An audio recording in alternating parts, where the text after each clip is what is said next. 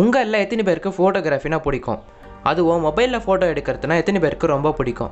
Hey guys, welcome to Roval Random. இன்றைக்கி நம்ம mobile ஃபோட்டோகிராஃபியில் இருக்கிற ஒரு 5 ட்ரிக்ஸை பற்றி தான் இந்த வீடியோவில் நம்ம பார்க்க போகிறோம். ஸோ நீங்கள் இன்னும் நம்ம சேனலில் சப்ஸ்கிரைப் பண்ணலன்னா மறக்காமல் கீழே இருக்கிற ரெட் கலர் சப்ஸ்கிரைப் பட்டனை கிளிக் பண்ணி சப்ஸ்கிரைப் பண்ணிக்கோங்க. ஸோ வாங்க இன்றைக்கான வீடியோக்குள்ளே போகலாம்.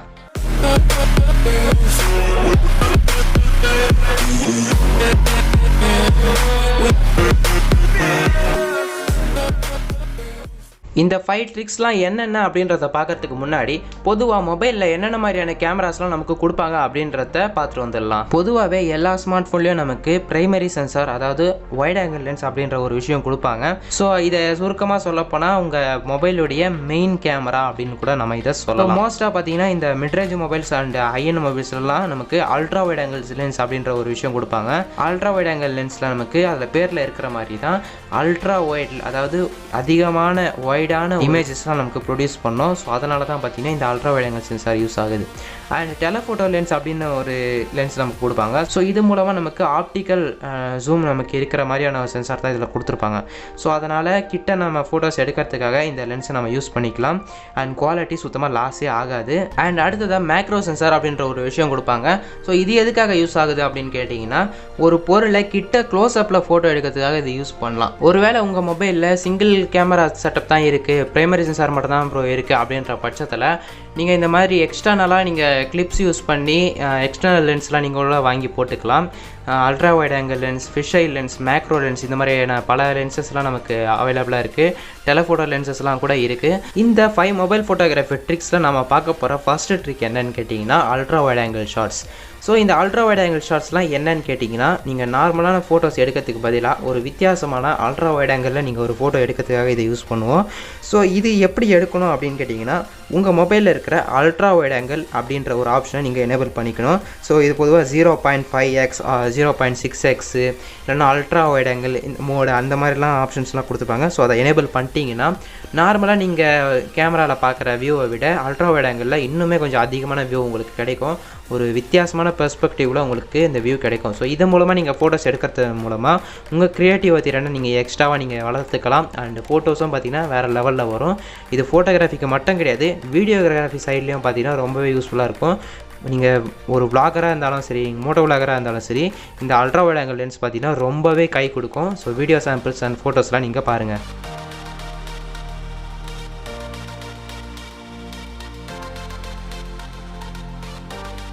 அண்ட் நம்ம ரெண்டாவதாக பார்க்க போகிற மொபைல் ஃபோட்டோகிராஃபி ட்ரிக் என்னன்னு கேட்டிங்கன்னா சிலவெட் ஃபோட்டோகிராஃபி தான். சிலவெட் ஃபோட்டோகிராஃபினா என்னன்னு கேட்டிங்கன்னா, அதாவது ஒரு பேக்ரவுண்ட் பார்த்திங்கன்னா நல்லா பிரைட்டாக தான் இருக்கும், பட் உங்களோட சப்ஜெக்ட் பார்த்திங்கன்னா ரொம்பவே டார்க்காக இருக்கும். அண்ட் அதோடைய சப்ஜெக்டோட எட்ஜஸ் மட்டும் தான் தெரியுமே தவிர சப்ஜெக்ட் பார்த்திங்கன்னா ரொம்பவே டார்க்காக தெரியும். பட் இங்கே சில ரூல்ஸ்லாம் இருக்குது. உங்கள் சப்ஜெக்ட் இருக்கிற இடத்த விட உங்கள் பேக்ரவுண்ட் இருக்கிற இடம் பார்த்திங்கன்னா ரொம்பவே பிரைட்டாக இருக்கிற மாதிரி நீங்கள் பார்த்துக்கோங்க. உதாரணத்துக்கு இந்த வானம், வயல்வெளி, பின்னாடி பார்த்திங்கன்னா நல்லா எல்லோவிஷான ஒரு பேக்ரவுண்டு, க்ளவுட்ஸ் இருக்கிற மாதிரி சீனு, இந்த மாதிரியான விஷயங்கள்லாம் பார்த்திங்கன்னா ரொம்பவே கான்ட்ராஸ்டியான இடமா இருக்கும். உங்கள் பொருள் எதுவாக இருந்தாலும் நீங்கள் வச்சுக்கோங்க. ஒரு பொம்மை இருக்கிறதாலும் சரி, ஒரு மனுஷங்களை நிப்பாட்ட வச்சாலும் சரி, எதுவாக இருந்தாலும் சரி, நீங்கள் உங்கள் பொருளை வச்சுருங்க. வச்சுட்டு உங்கள் பேக்ரவுண்ட் பார்த்திங்கன்னா பிரைட்டாக இருக்கணும். அதை பிரைட்டாக இருக்க விட்டுருங்க.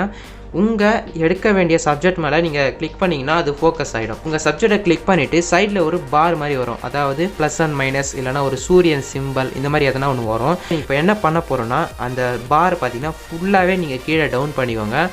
மொத்தமாக இருட்டாகிற வரைக்கும் நீங்கள் டவுன் பண்ணிங்கன்னா உங்கள் பேக்ரவுண்ட் பார்த்திங்கன்னா கரெக்டாக எக்ஸ்போஸ் ஆகிடும். பட் உங்களோட சப்ஜெக்ட் பார்த்திங்கன்னா எக்ஸ்போஸே ஆகிருக்காது, ஃபுல்லாக அண்டர் எக்ஸ்போஸ் ஆகிருக்கும். ஸோ இதுதான் நமக்கு தேவை. இப்படி ஒரு ஃபோட்டோ எடுத்திங்கன்னா உங்களுக்கு நார்மலாக இந்த மாதிரியான ஃபோட்டோஸ் தான் கிடைக்கும். ஸோ இதை நீங்கள் லைட்டாக எடிட் பண்ண சொல்ல நமக்கு இந்த மாதிரியான ஒரு அவுட்புட் ரிசல்ட் நமக்கு கிடைக்கும். ஸோ இதெல்லாம் பார்த்தீங்கன்னா ஈஸியாக, ரொம்ப கஷ்டப்பட்டு ஃபோட்டோஷாப்லாம் நான் பண்ணல. ஜஸ்ட் எக்ஸ்போஷர் அட்ஜஸ்ட்மெண்ட் அந்த சேச்சுரேஷன் அட்ஜஸ்ட்மெண்ட் இதெல்லாம் தான் பண்ணி இந்த அவுட்புட்டை எடுத்தேன். ஸோ நீங்களும் இது ஈஸியாக நீங்கள் ஃபோன்லேயே பண்ணலாம். ஸோ ஒரு சூப்பரான ஒரு ஃபோட்டோகிராஃபி டிப்ஸ் அப்படின்னு தான் சொல்லணும். நம்ம மூணாவதாக பார்க்க போகிற மொபைல் ஃபோட்டோகிராஃபி ட்ரிக் என்னன்னு கேட்டிங்கன்னா light painting. So light painting எப்படி எடுக்கணும் அப்படின்றத நான் இப்போ உங்களுக்கு சொல்கிறேன். ஸோ இது இப்போ நீங்கள் பார்க்குறீங்க இல்லையா ஃபோட்டோஸு, இதெல்லாம் தான் பார்த்தீங்கன்னா லைட் பெயிண்டிங். ஸோ இதெல்லாம் நிறைய தடவை நீங்கள் யோசிச்சிருப்பீங்க, இதெல்லாம் எப்படி எடுக்கிறதுன்னு தெரியல அப்படின்னு யோசிச்சிருப்பீங்க. ஸோ ஈஸியாக ஃபோன்லேயே நம்ம எடுக்கலாம். மொபைலில் உங்களுக்கு தேவையான செட்டிங்ஸ்லாம் என்ன அப்படின்றதுலாம் நான் சொல்கிறேன். ஸோ உங்களுக்கு தேவையான பொருட்கள்லாம் என்னென்னு கேட்டிங்கன்னா, உங்களுக்கு கண்டிப்பாக ஒரு ட்ரைபாடு வேணும். ஸோ ட்ரைபாடு இருந்தால் பெஸ்ட்டு. அப்படி இல்லைனா நீங்கள் ஒரு இடத்துல ஸ்டேபிளாக நிற்க வைக்கணும். ஸோ அவ்வளோதான். ஹேண்டில் இதை எடுக்க முடியாது, அதனால தான் இதை நான் சொல்கிறேன். அண்ட் அடுத்ததாக பார்த்தீங்கன்னா உங்களுக்கு லைட் சோர்ஸ் ஒன்று வேணும். லைட் பெயிண்டிங் அப்படின்றதுனால நீங்கள் வந்து மொபைல் ஃப்ளாஷ் லைட்டே நீங்கள் யூஸ் பண்ணிக்கலாம். அண்ட் இப்போது கேமராவில் நீங்கள் என்னென்ன மாதிரியான செட்டிங்ஸ் வைக்கணும் அப்படின்னு கேட்டிங்கன்னா, கேமராவில் மோர் செட்டிங்ஸ் போனீங்கன்னா எக்ஸ்பர்ட்டு, ப்ரோ மோடு இல்லைனா மேனுவல் மோடு இந்த மாதிரி விஷயங்கள்லாம் இருக்கும். ஒரு மொபைலுக்கும் பேர் மாறும். ஸோ அதனால் அந்த மேனுவல் மோட் அப்படின்ற விஷயத்தை நீங்கள் ஆன் பண்ணிவிட்டு கீழே பார்த்தீங்கன்னா தெரியும். ஸோ ஃபஸ்ட்டு ISO பார்த்தீங்கன்னா மினிமம் வந்து 1200 அப்படின்னு வச்சுக்கோங்க. ஸோ இந்த 1200 எவ்வளோ ஷட்டர் ஸ்பீட் தேவை அப்படின்னு கேட்டிங்கன்னா, ஷட்டர் ஸ்பீட் பொறுத்த வரைக்கும் 6 வச்சுக்கோங்க. ஸோ நீங்கள் வந்து கொஞ்ச நேரம் தான் வரைவேன், 5 செகண்டுக்குள்ளே நான் வரைஞ்சிருவேன் அப்படின்ற பட்சத்தில் 5 செகண்ட் அதாவது 6 செகண்ட் அப்படின்றது போதுமான ஷட்டர் ஸ்பீடு.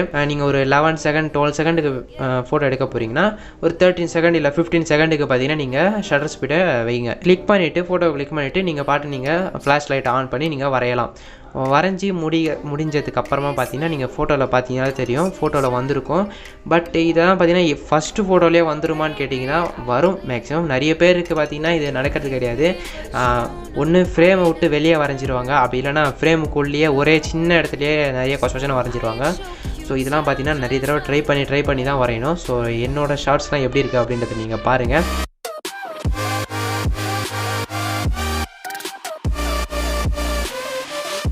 நம்ம நாலாவதாக பார்க்க போகிற மொபைல் ஃபோட்டோகிராஃபி ட்ரிக் என்னன்னு கேட்டிங்கன்னா ஸ்டார் ஃபோட்டோகிராஃபி. ஸ்டார் ஃபோட்டோகிராஃபினா என்னன்னு கேட்டிங்கன்னா, வானத்தில் இருக்கிற ஸ்டார்ஸை ஃபோட்டோ எடுக்கிறது தான். ஸோ வானத்தில் இருக்கிற ஸ்டாரை ஃபோட்டோ எடுக்கிறதுக்காக நான் ஏன் ஒரு புது ஃபோட்டோகிராஃபி ட்ரிக்கை நான் கற்றுக்கணும்? நார்மலாக ஃபோனை எடுத்து நான் வானத்தை நோக்கி ஒரு ஃபோட்டோ எடுத்துருவேனே, ஸ்டார்ஸ் ஃபோட்டோகிராஃபி முடிஞ்சிருமே அப்படின்னு கேட்டிங்கன்னா அதுதான் கிடையாது. நீங்கள் அந்த மாதிரி ஒரு ஃபோட்டோ எடுத்து பாருங்கள். ஸோ ஃபோட்டோவில் பார்த்தீங்கன்னா ஸ்டார்ஸ் தெரியுதோ இல்லையோ நிறைய கிரெயின்ஸ் தெரியும். பிகாஸ் அந்த புள்ளியாக ஒரு விஷயம் தெரியும் இல்லையா? மொபைல் என்ன நினச்சிக்கோன்னா, இருட்டான ஒரு விஷயத்தை ஃபோட்டோ எடுக்கிறாரு, நம்ம எவ்வளோ முடியுமோ அந்தளவு வெளிச்சம் பண்ணி ஃபோட்டோவை அவங்களுக்கு கொடுக்கணும் அப்படின்றதுக்காக ஐஎஸ்ஓவை பார்த்தீங்கன்னா மானாவாரியாக தூக்கி அடிக்கும். ஸோ அந்தளவு ஐஎஸ்ஓ கொடுக்கறதுனால உங்களுக்கு மொபைலில் ஈஸியாகவே கிரெயின்ஸ் வர ஆரம்பிச்சிடும். ஸோ இதனால் என்ன பண்ணலான்னு கேட்டிங்கன்னா, வழக்கம் போல் மறுபடியும் சொன்ன மாதிரி தான், உங்களுக்கு இந்த ஃபோட்டோகிராஃபி எடுக்கிறதுக்கு ஒரு ட்ரைபாடு வேணும். ஸோ ட்ரைபாடு ஒன்று எடுத்துக்கோங்க. அப்படி இல்லைனா எங்கன்னா ஒரு ஸ்டேபிளாக ஒரு இடம் நிற்க வைக்கிற மாதிரி ஒரு இடம் இருந்தால் பரவாயில்ல, அங்கேயும் நீங்கள் நிற்க வச்சுக்கலாம். எல்லா லைட்ஸையும் முடிஞ்ச வரைக்கும் ஆஃப் பண்ணிக்கோங்க. உங்கள் மொபைலில் அப்போ ப்ரோ மோட ஆன் பண்ணிக்கோங்க. ப்ரோ மோட ஆன் பண்ணிவிட்டு நான் சொல்கிற செட்டிங்ஸை நீங்கள் வச்சாலே போதும். ஸோ ஈஸியாக நீங்கள் ஃபோட்டோ எடுத்துகிட்டு போயிடலாம். ஸோ ஃபஸ்ட்டு ISO பார்த்தீங்கன்னா மினிமம் வந்து 1200 அப்படின்னு வச்சுக்கோங்க. உங்கள் மொபைலில் எந்தளவு ஹையாக ஷட்டர் ஸ்பீட் போகுமோ அந்தளவு ஹையான ஷட்டர் ஸ்பீடில் நீங்கள் வைங்க. 8 செகண்ட் தான் போகணும்னா 8 செகண்ட் வச்சுருங்க, இல்லை 12 செகண்ட் போகணும்னா 12 வச்சுருங்க, 32 போகணும்னா 32 வச்சுருங்க. எவ்வளோ போகுமோ அந்தளவு பார்த்தீங்கன்னா நீங்கள் தள்ளி வச்சுக்கோங்க. ஃபோக்கஸை பார்த்தீங்கன்னா மேனுவல் ஃபோக்கஸ்க்கு மாற்றிட்டு ஃபுல்லாக இன்ஃபினிட்டிக்கு மாற்றிடுங்க. ஸோ ஃபுல்லாக இன்ஃபினிட்டிக்கு மாற்றினதுக்கு அப்புறமா ஸ்டார்ஸை நோக்கி ஒரு ஃபோட்டோவை எடுக்கலாம். எடுத்த ஃபோட்டோ பார்த்தீங்கன்னா ரொம்பவே இருட்டாக இருக்கும். ஸ்டார்ஸ் மட்டும்தான் பளிச்சுன்னு மின்னு அங்கங்கே தெரியும். ஸோ இதை நீங்கள் ஜூம் பண்ணி பார்த்தீங்கன்னா மட்டும் தான் தெரியுமே தவிர அப்படியே பார்த்தா உங்களுக்கு ஸ்டார்ஸ்லாம் அவ்வளோவா தெரியாது. ஸோ இதை நீங்கள் லைட்டாக எடிட்டிங் பண்ணணும். எடிட்டிங்கில் என்ன பண்ணணும்னு பார்த்தீங்கன்னா ரொம்பலாம் பெருசாக கிடையாது. லைட்டாக எக்ஸ்போஷர் மட்டும் எக்ஸ்ட்ரா கொஞ்சம் இன்க்ரீஸ் பண்ணணும். அப்படி இல்லைனா பிரைட்னஸை கொஞ்சம் இன்க்ரீஸ் பண்ணாலே போதும். ஃபோட்டோ பார்த்தீங்கன்னா தாறுமாற ஒரு ஃபோட்டோ உங்களுக்கு கிடச்சிரும். அண்ட் லாஸ்ட்டாக 5ஆவதாக பார்க்க போகிற மொபைல் ஃபோட்டோகிராஃபி ட்ரிக் என்னன்னு கேட்டிங்கன்னா மைக்ரோ ஃபோட்டோகிராஃபி அப்படின்னு சொல்லலாம். ஸோ மைக்ரோ ஃபோட்டோகிராஃபி பார்த்தீங்கன்னா ஈஸியாக நம்ம எடுத்துடலாம். பிகாஸ் மொபைல்லேயே பார்த்தீங்கன்னா மேக்ரோ அப்படின்ற ஒரு லென்ஸ் கொடுத்துருக்காங்க. ஸோ அதை யூஸ் பண்ணி நம்ம மேக்ரோ ஃபோட்டோகிராஃபி ஈஸியாக எடுத்துடலாம். ஸோ இதுக்கு தேவையில்லாமல் ஃபோட்டோகிராஃபி பற்றி நான் சொல்லணும்னு அவசியம் இல்லை அப்படின்னு தான் நினச்சேன் ஃபஸ்ட்டு. அப்புறம் தான் தெரிஞ்சுது மேக்ரோ ஃபோட்டோகிராஃபிலையும் நம்ம எக்ஸ்ட்ராவே நம்ம எப்படி மேக்ரோவை கொண்டு போகிறது அப்படின்றத நான் பார்த்தேன். ஸோ இதுக்கு என்ன பண்ணணும்னா கொஞ்சம் டேஞ்சரான இது ட்ரிக்கு தான். பட் இருந்தாலும் உங்கள் ஃபோன் பார்த்திங்கன்னா ஒரு மிட்ரேஞ்ச் மொபைலாக இருந்தால் நீங்கள் கண்ணை மூடிட்டு இதை நீங்கள் பண்ணலாம். பட் பட்ஜெட் மொபைல் தான் அப்படின்ற பட்சத்தில் கொஞ்சம் உஷாராக தான் பண்ணணும். ஒரு சொட்டு தண்ணி இருந்தாலே போதும்.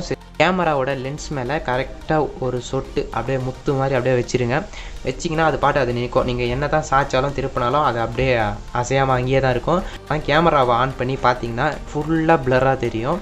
ஸோ நீங்கள் எதனா ஒரு பொருள் கிட்ட எடுத்துன்னு போனீங்கன்னா ரொம்பவே சூப்பராக மேக்ரோ ஃபோட்டோகிராஃபி உங்களுக்கு கிடைக்கும். ஸோ இப்படி கூட நீங்கள் ஃபோட்டோஸ்லாம் எடுக்கலாம், ஒன்றும் பிரச்சனை இல்லை. பட் இது நார்மலான மேக்ரோ.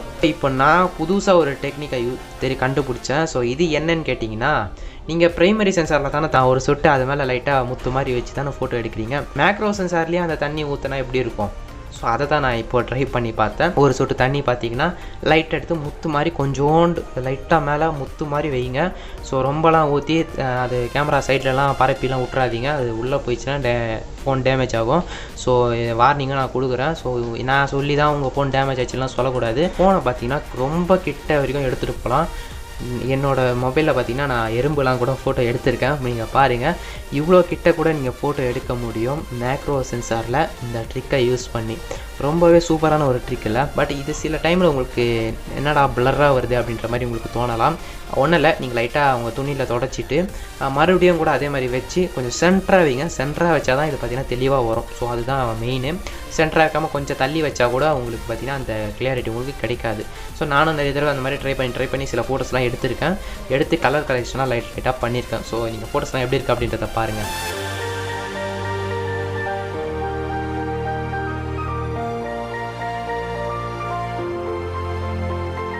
இந்த 5 மொபைல் ஃபோட்டோகிராஃபி ட்ரிக்ஸ்லாம் உங்களுக்கு பிடிச்சிருக்கும் அப்படின்னு நான் நம்புகிறேன். ஒரு விஷயத்தை 4 பேருக்கு கற்றுக் கொடுக்கறதுல எனக்கும் ரொம்ப சந்தோஷமாக இருக்குது.